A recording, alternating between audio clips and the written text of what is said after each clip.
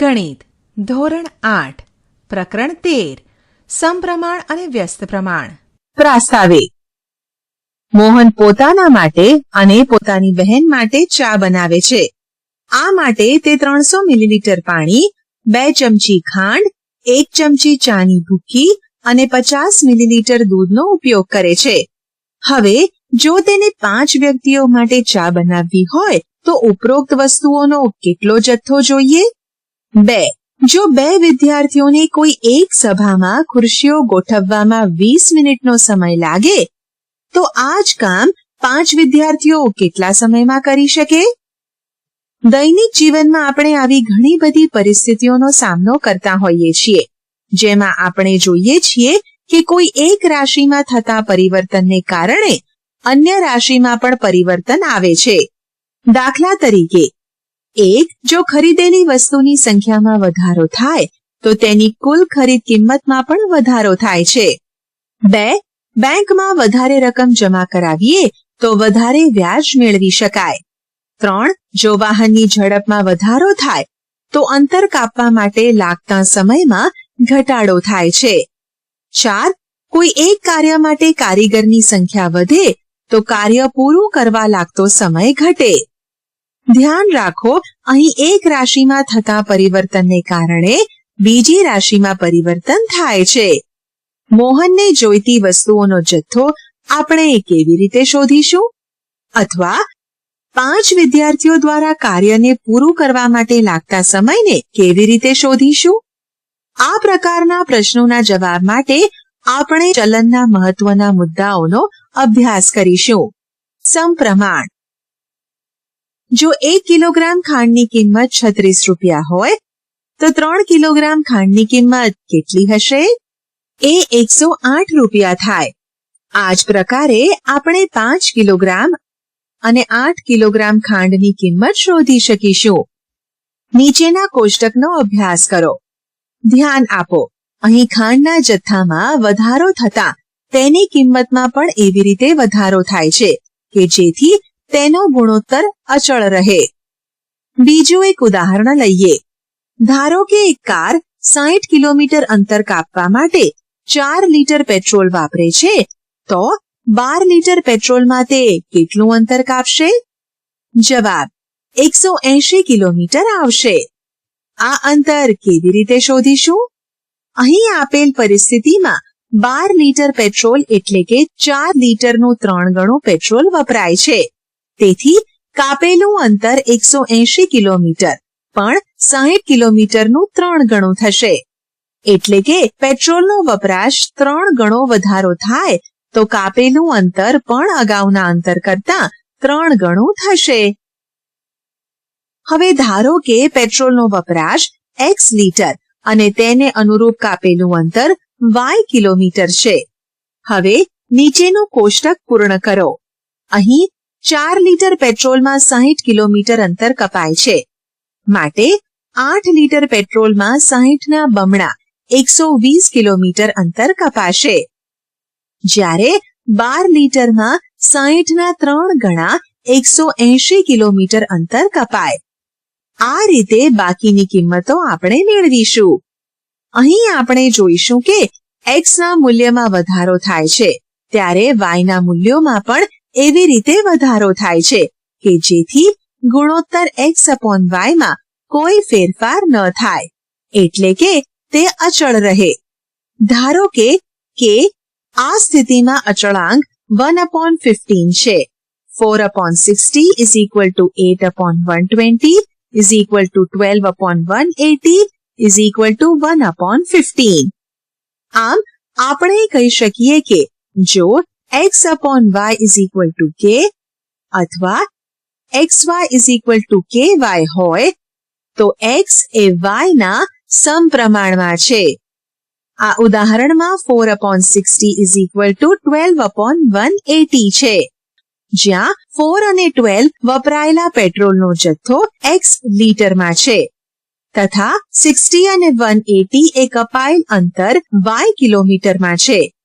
આમ જો x અને y સમપ્રમાણમાં હોય તો આપણે x1/y1 is equal to x2/y2 લખી શકીએ.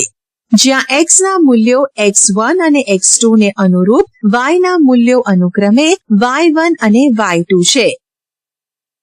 પેટ્રોલનો વપરાશ અને કાર દ્વારા કપાયેલ અંતર એક સમપ્રમાણની સ્થિતિ બતાવે છે. આ જ પ્રમાણે કુલ ખર્ચેલ રકમ અને ખરીદેલ વસ્તુઓની સંખ્યા પણ સમપ્રમાણનું એક ઉદાહરણ છે. શરૂઆતના ઉદાહરણમાં 5 વ્યક્તિઓ માટે ચા બનાવવા માટે મોહન 750 મિલીલીટર પાણી, 5 ચમચી ખાંડ, 2.5 ચમચી ચાની ભૂકી અને 125 મિલીલીટર દૂધનો ઉપયોગ કરશે. ચાલો સમપ્રમાણના આ મુદ્દાને નીચેની પ્રવૃત્તિ દ્વારા સમજવાનો પ્રયત્ન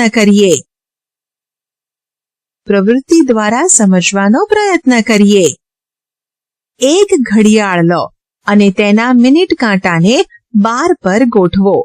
મિનિટ કાંટાએ તેની પ્રારંભિક સ્થિતિ સાથે બનાવેલ ખૂણા તથા વીતેલા સમયને નીચેના કોષ્ટક સ્વરૂપે દર્શાવો.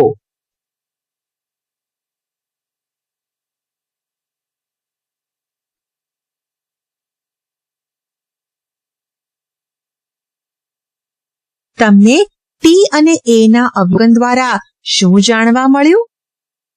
શું બંનેમાં એક સાથે વધારો થાય છે? હા. શું T/A દરેક વખતે સમાન હોય છે? હા. શું મિનિટ કાંટાએ બનાવેલો ખૂણો વીતેલા સમયના સમપ્રમાણમાં છે? હા. ઉપરોક્ત કોષ્ટકમાં તમે જોઈ શકો છો કે T1:T2 = A1:A2 કારણ કે T1:T2 = 15:30 1:2. A1:A2 = 90:180 1:2. ચકાસો. T2:T3 = A2:A3 અને T3:T4 = A3:A4 થાય છે? હા.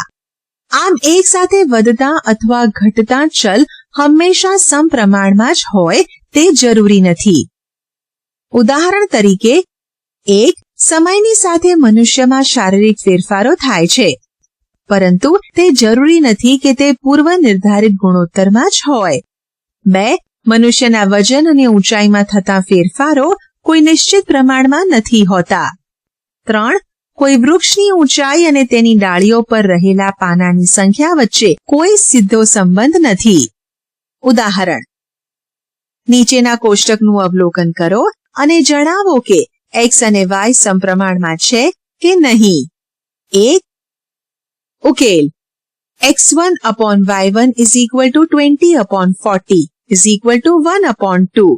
x2/y2 = 17/34 1/2.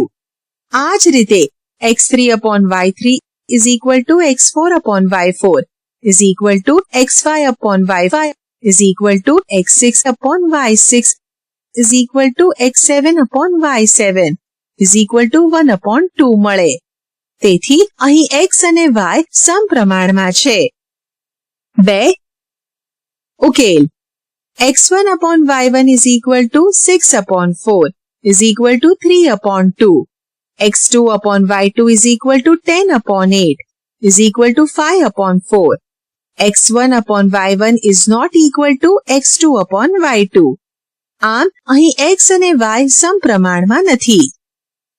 3. ઉકેલ. x1/y1 = x2/y2 1/3. x3/y3 is not equal to x4/y4. આમ અહીં x અને y સમપ્રમાણમાં નથી. ઉદાહરણ. મુદ્દલ ₹1000 વ્યાજનો દર બરાબર વાર્ષિક 8% માટે નીચે દર્શાવેલ કોષ્ટક પૂર્ણ કરો અને ચકાસો કે આ પ્રકારનું વ્યાજ સાદું અથવા ચક્રવૃદ્ધિ આપેલ સમયના સમપ્રમાણમાં છે. ઉકેલ. પહેલા વર્ષ માટે સાદું વ્યાજ I = PRT/100 1000 × 8 × 1/100 ₹80. ચક્રવૃદ્ધિ વ્યાજ A = P × (1 + R/100) whole raised to T is equal to 1000 into bracket 1 plus 8 upon 100 whole raised to 1 is equal to 1080 rupiah. CI is equal to A minus P is equal to 1080 minus 1000 is equal to 80 rupiah. સાદું વ્યાજ આપેલ સમયના સમપ્રમાણમાં છે. બીજા વર્ષ માટે સાદું વ્યાજ I is equal to PRT upon 100 is equal to 1000 into 8 into 2 upon 100 is equal to 160 rupiah. ચક્રવૃદ્ધિ વ્યાજ A is equal to P into bracket 1 plus R upon 100 whole raised to 1 is equal to 1000 into bracket 1 plus 8 upon 100 whole raised to 2 is equal to 1000 into 108 upon 100 into 108 upon 100 is equal to 11,664 upon 10 is equal to 1,166.40 rupiah. CI is equal to A minus P is equal to 1,166.40 minus 1000 is equal to 166.40 rupiah. ત્રીજા વર્ષ માટે સાદું વ્યાજ I is equal to PRT upon 100 is equal to 1000 into 8 into 3 upon 100 is equal to 240 rupiah. ચક્રવૃદ્ધિ વ્યાજ A is equal to P into bracket 1 plus R upon 100 whole raised to T is equal to 1000 into bracket 1 plus 8 upon 100 whole raised to 3 is equal to 1000 into 108 upon 100 into 108 upon 100 into 108 upon 100 is equal to 1259,712 upon 1000 is equal to 1,259.712 rupiah. CI is equal to A minus P is equal to 1259.712 minus 1000 is equal to 259.712 rupiah. ચક્રવૃદ્ધિ વ્યાજ આપેલ સમયના સમપ્રમાણમાં નથી. જો આપણે સમયગાળો તથા વ્યાજનો દર નિશ્ચિત રાખીએ તો સાદું વ્યાજ તેના મુદ્દલના સમપ્રમાણમાં હોય છે. શું આ જ સંબંધ ચક્રવૃદ્ધિ વ્યાજ માટે પણ સત્ય છે? હા. ચાલો હવે થોડા એવા ઉદાહરણોના ઉકેલ મેળવીએ જેમાં સમપ્રમાણના મુદ્દાનો ઉપયોગ થતો હોય. ઉદાહરણ: એક વિશેષ પ્રકારના 5 મીટર કાપડની કિંમત 210 રૂપિયા છે. તો આ પ્રકારના 2, 4, 10 અને 13 મીટર કાપડની માટે કોષ્ટક બનાવો. ઉકેલ: ધારો કે કાપડની લંબાઈ x મીટર છે અને તેની કિંમત y રૂપિયા છે. હવે જેમ કાપડની લંબાઈમાં વધારો થાય તેમ કાપડની કિંમત પણ તે જ ગુણોત્તરમાં વધે છે. આ એક સમપ્રમાણની સ્થિતિ છે. આપણે અહીં x1 upon y1 is equal to x2 upon y2 પ્રકારના સંબંધનો ઉપયોગ કરીએ. એક અહીં x1 is equal to 5, y1 is equal to 210 અને x2 is equal to 2, y2 is equal to કેટલા? માટે x1 upon y1 is equal to x2 upon y2. માટે 5 upon 210 is equal to 2 upon y2 અથવા 5y2 is equal to 2 into 210. y2 is equal to 2 into 210 upon 5 is equal to 84. 2. જો x3 is equal to 4 હોય તો 5 upon 210 is equal to 4 upon y3. માટે 5y3 is equal to 4 into 210. માટે y3 is equal to 4 into 210 upon 5 is equal to 168. અહીં x2 upon y2 is equal to x3 upon y3 નો પણ ઉપયોગ કરી શકીએ. 3. જો x4 is equal to 10 હોય તો 5 upon 210 is equal to 10 upon y4. માટે y4 is equal to 10 into 210 upon 5 is equal to 420. 4. જો x5 ઇઝ ઇક્વલ ટુ 13 હોય તો 5/210 ઇઝ ઇક્વલ ટુ 13/y5. માટે y4 is equal to 13 into 210/5 is equal to 546. ધ્યાન આપો, અહીં આપણે 5/210 ની જગ્યાએ 2/84 અથવા 4/168 અથવા 10/420 નો પણ ઉપયોગ કરી શકીએ.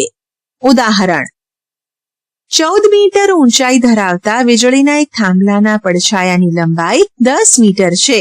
આ જ પરિસ્થિતિમાં એક વૃક્ષના પડછાયાની લંબાઈ 15 મીટર હોય તો વૃક્ષની ઊંચાઈ શોધો. ઉકેલ: ધારો કે વૃક્ષની ઊંચાઈ x મીટર છે.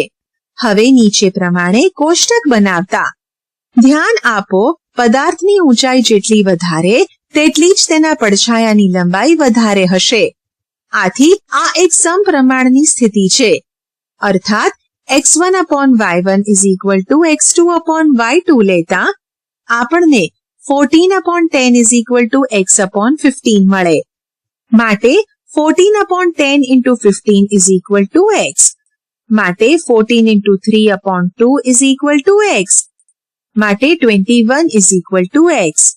આમ વૃક્ષની ઊંચાઈ 21 મીટર છે.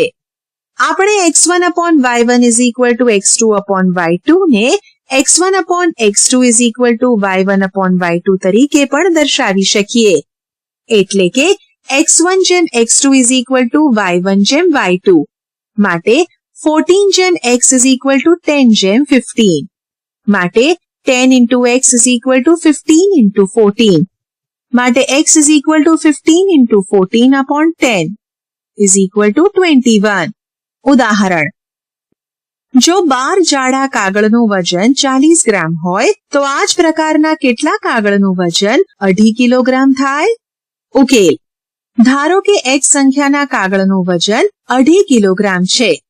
ઉપરોક્ત માહિતીને કોષ્ટક સ્વરૂપે દર્શાવતા કાગળની સંખ્યા વધારે હશે તો તેનું વજન પણ વધારે વધશે. તેથી કાગળની સંખ્યા તેના વજનના સમપ્રમાણમાં છે.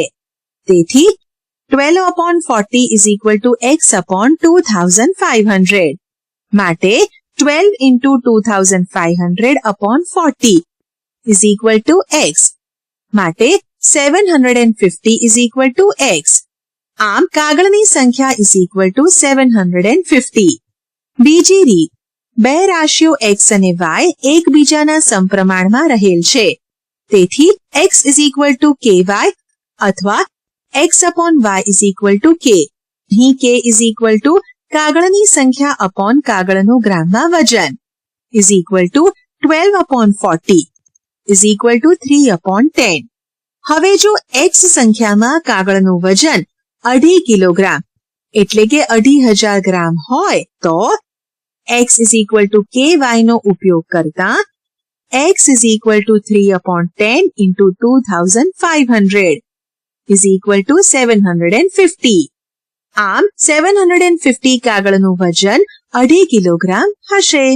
ઉદાહરણ: એક રેલગાડી 75 કિલોમીટર પ્રતિ કલાકની ઝડપે ગતિ કરે છે તો 1 20 મિનિટમાં કેટલું અંતર કાપશે? 2 250 કિલોમીટર કાપવા માટે લાગતો સમય શોધો.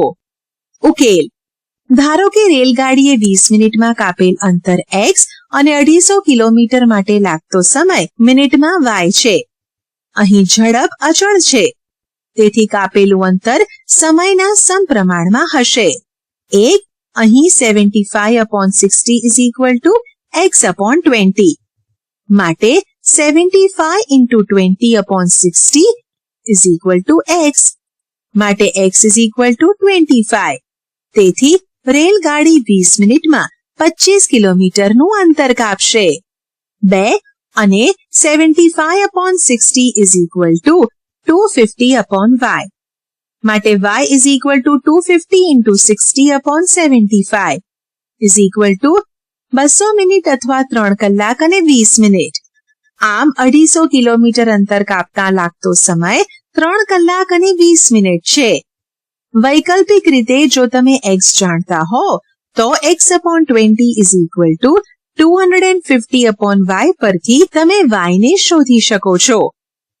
તમે જાણો છો કે ભૌગોલિક નકશા એક મોટા પ્રદેશનું લઘુ સ્વરૂપ છે.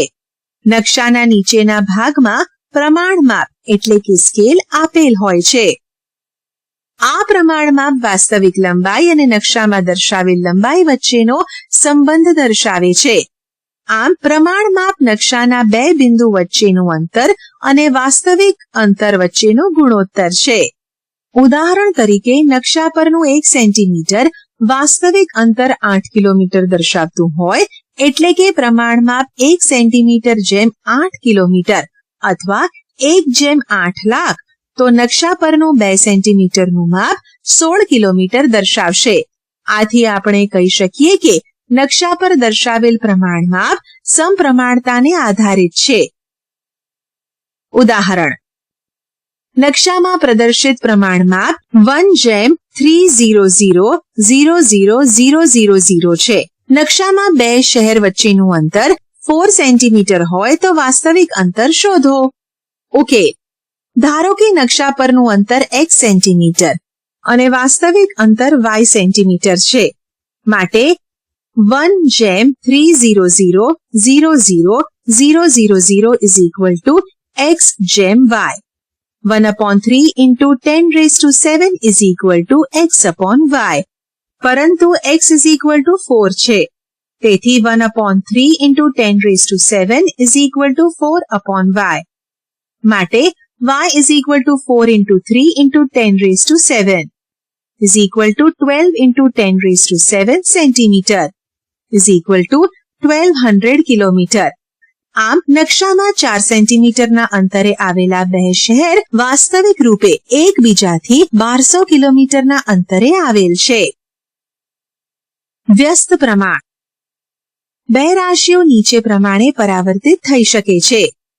જેમ કે એક રાશિમાં વધારો થાય તો તેને અનુરૂપ બીજી રાશિમાં ઘટાડો થાય, અથવા તો એક રાશિમાં ઘટાડો થાય તો તેને અનુરૂપ બીજી રાશિમાં વધારો થાય.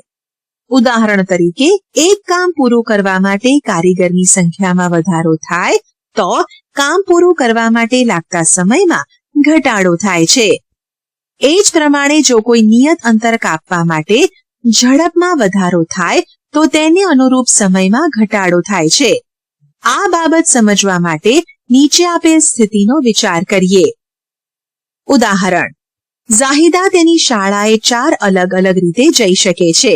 ચાલીને, દોડીને, સાયકલ ઉપર અથવા કારમાં. હવે નીચેના કોષ્ટકનો અભ્યાસ કરો. અહીં જેમ ઝડપમાં વધારો થાય છે તેમ નિયત અંતર કાપતા સમયમાં ઘટાડો થાય છે. જ્યારે ઝાહિદા દોડીને પોતાની ઝડપ બમણી કરે છે ત્યારે અંતર કાપતા લાગતો સમય અડધા ભાગનો થાય છે. હવે તે સાયકલનો ઉપયોગ કરીને ઝડપ 3 ગણી કરે છે ત્યારે લાગતો સમય 1/3 ભાગનો થાય છે.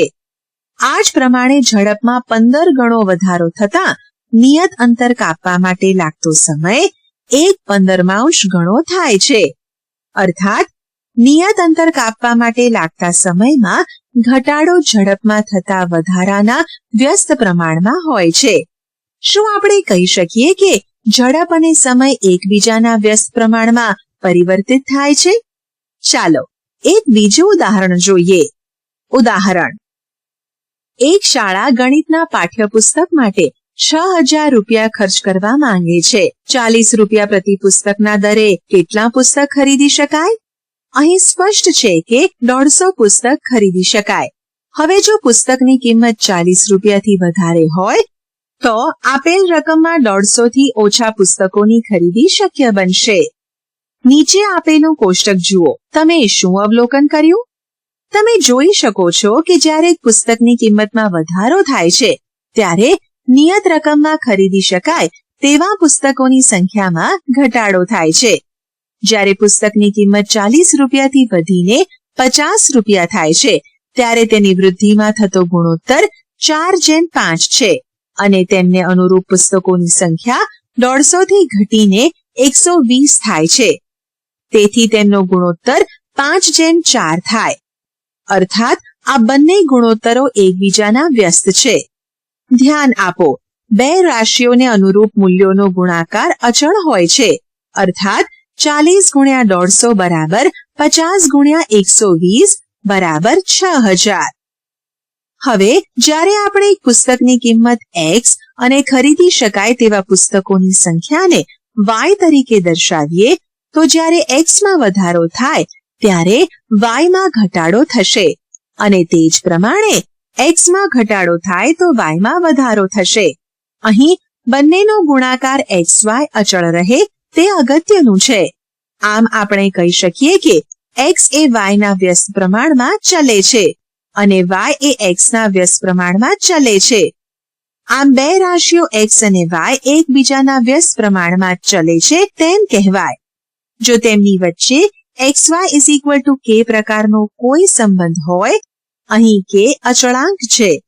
હવે જો X ના મૂલ્યો X1 અને X2 ને અનુરૂપ Y ના મૂલ્યો Y1 અને Y2 હોય તો X1Y1 = X2Y2 = K, અર્થાત X1/X2 = Y2/Y1.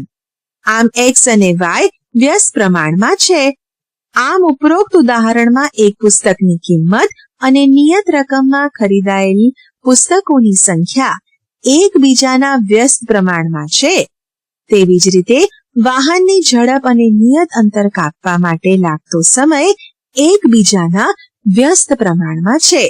પ્રવૃત્તિ: એક ચોરસ કાગળ લો અને તેના પર 48 કુકરીને અલગ અલગ સંખ્યાની હરોળમાં દર્શાવ્યા મુજબ ગોઠવો. શું તમે જોયું, અહીં જ્યારે R માં વધારો થાય છે ત્યારે C માં ઘટાડો થાય છે? 1. શું R1 જેમ R2 = C2 જેમ C1 છે? 2. શું R3 જેમ R4 = C4 જેમ C3 છે? 3. શું R અને C એકબીજાના વ્યસ્ત પ્રમાણમાં છે? હવે આપણે ગણતરી કરી આ જવાબો ચકાસીએ.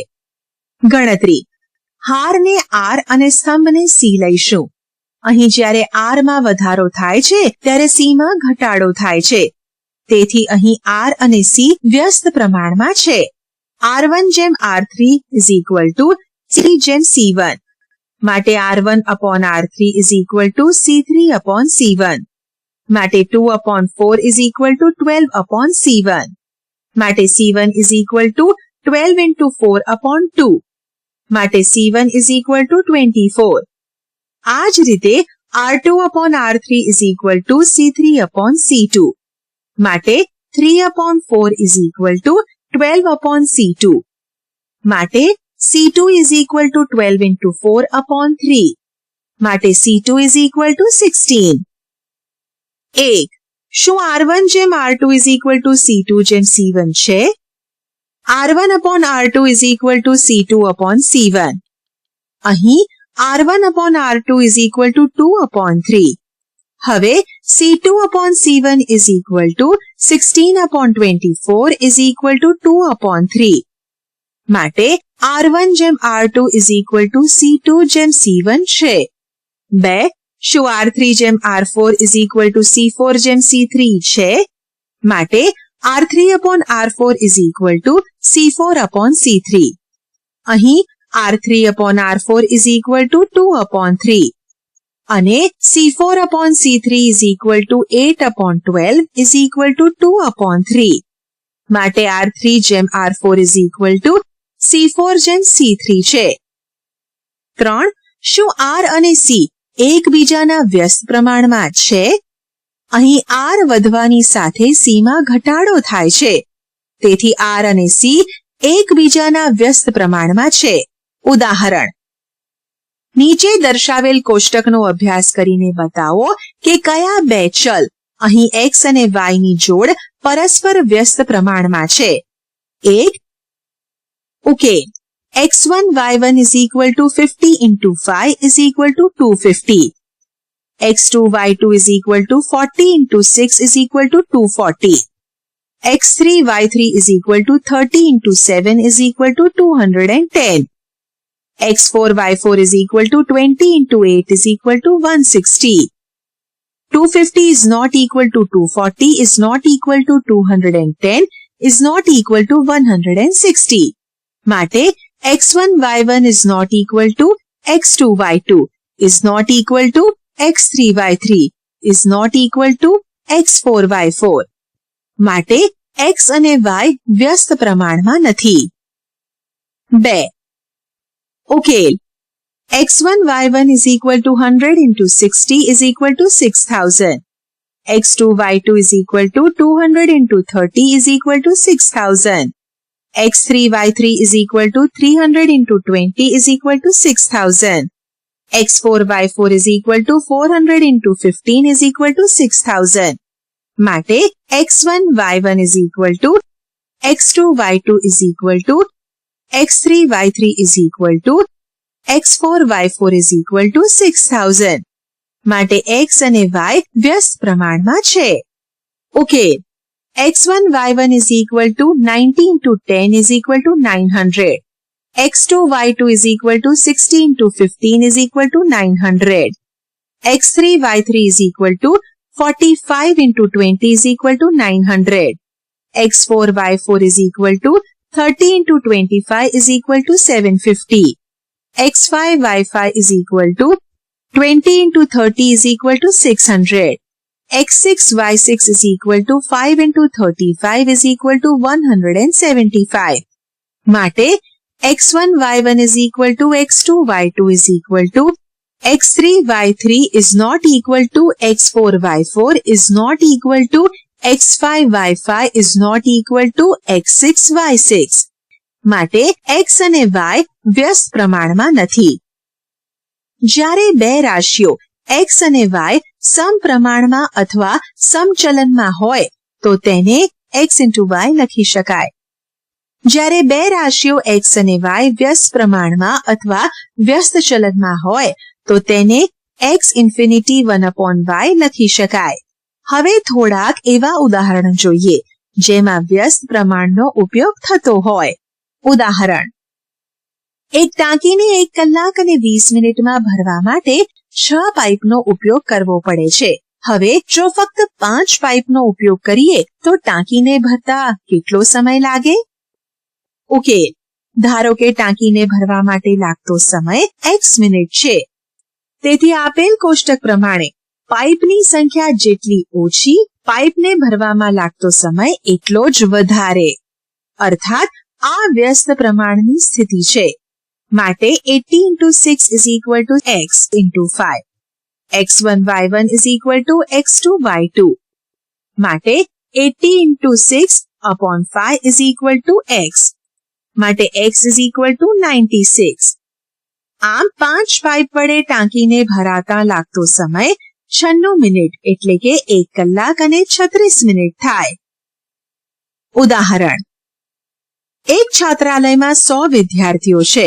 20 દિવસ ચાલે તેટલી ભોજન સામગ્રી પડેલ છે. હવે જો 25 વિદ્યાર્થીઓ નવા આવે તો ભોજન સામગ્રી કેટલા દિવસ ચાલશે? ઉકેલ. જો 125 વિદ્યાર્થીઓ હોય તો ભોજન સામગ્રી y દિવસ સુધી ચાલશે. આપણી પાસે નીચે પ્રમાણેનું કોષ્ટક છે. ધ્યાન આપો, અહીં જેમ વિદ્યાર્થીઓની સંખ્યા વધશે તેમ સામગ્રી ખલાસ થવા માટેના દિવસો ઘટશે. આથી આ વ્યસ્ત પ્રમાણની સ્થિતિ છે. તેથી 100 into 20 is equal to 125 into y. માટે 100 into 20 upon 125 is equal to y. માટે y is equal to 16. આમ જો 25 વિદ્યાર્થી જોડાય તો ભોજન સામગ્રી 16 દિવસ ચાલશે. બીજી રીત. અહીં x1 y1 is equal to x2 y2 ને x1 upon x2 is equal to y2 upon y1 તરીકે પણ લખી શકાય. અર્થાત x1 જેમ x2 is equal to y2 જેમ y1. માટે 100 જેમ 125 is equal to y2 જેમ 20.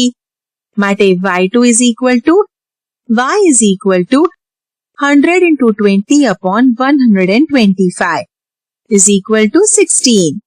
ઉદાહરણ.